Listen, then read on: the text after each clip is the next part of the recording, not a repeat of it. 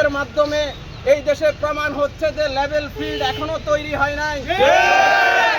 এখন পর্যন্ত প্রশাসনকে সেভাবে ঢালাওভাবে না সাজাতে পারেন, যদি প্রত্যেকটা নাগরিকের নিরাপত্তা নিশ্চিত না করতে পারেন, তাহলে আমরা আশঙ্কা করতেছি লেভেল ফিল্ড ঠিক হয় নাই, সঠিকভাবে নির্বাচন হবে কিনা আমরা সন্দেহাতীত আছি।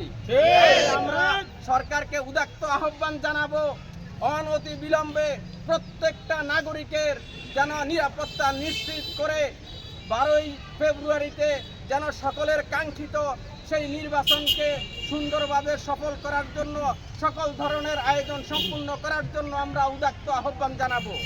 আমরা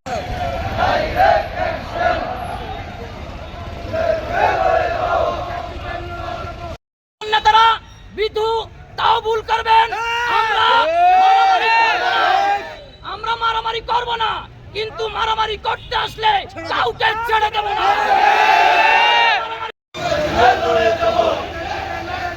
আমরা সবাই হাতি হব, যুগে যুগে লড়ে যাব,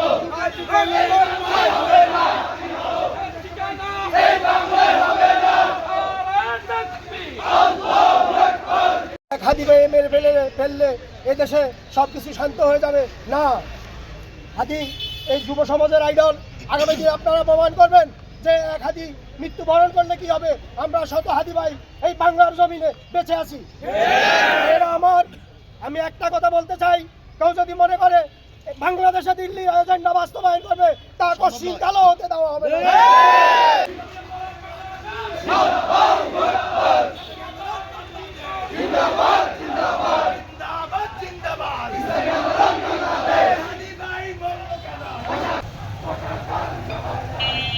অনুষ্ঠান করে আপনাদেরকে সঠিক দিক নির্দেশনা চলতে হবে।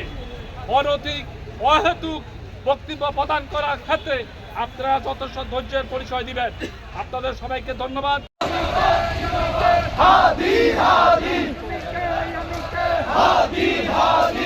এক হাদিকে হত্যা করে জুলাই চেতনাকে নিভিয়ে দেওয়া যাবে না ইনশাআল্লাহ।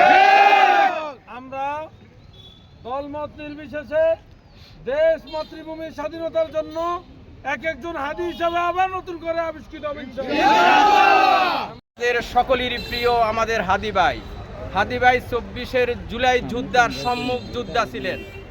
আপনারা জানেন হাদি ভাই কি চেয়েছিল। হাদি ভাই চেয়েছিল একটা সন্ত্রাস মুক্ত, একটা চাঁদাবাজ মুক্ত, একটা মাদক মুক্ত, একটা সাম্যের বাংলাদেশ চেয়েছিল, বৈষম্য মুক্ত বাংলাদেশের স্বপ্ন দেখেছিল।